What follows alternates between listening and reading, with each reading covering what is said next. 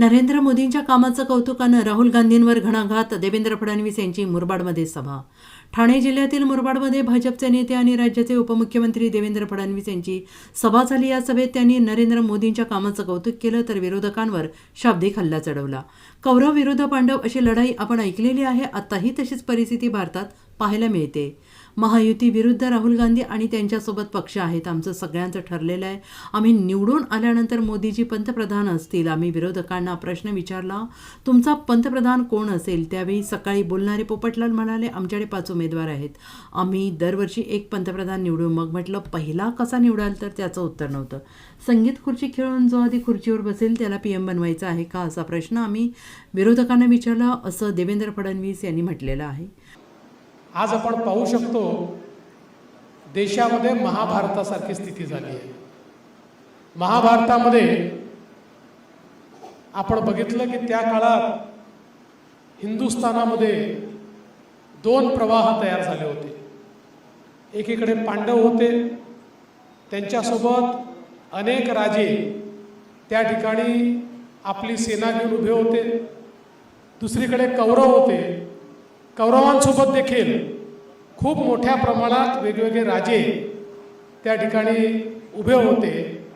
आणि त्यावेळी ती जी महाभारताची लढाई होती, एक प्रकारे या हिंदुस्थानात 2 भाग आपल्याला त्या लढाईमध्ये पाहायला मिळत होते.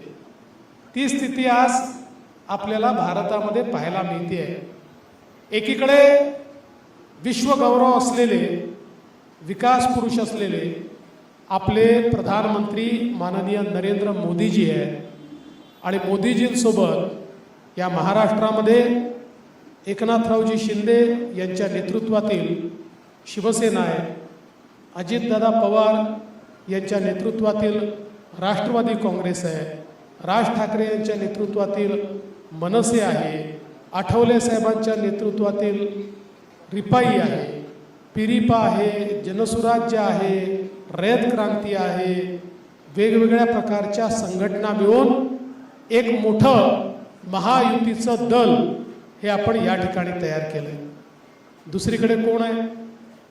दुसरीकडे राहुल गांधी आहेत.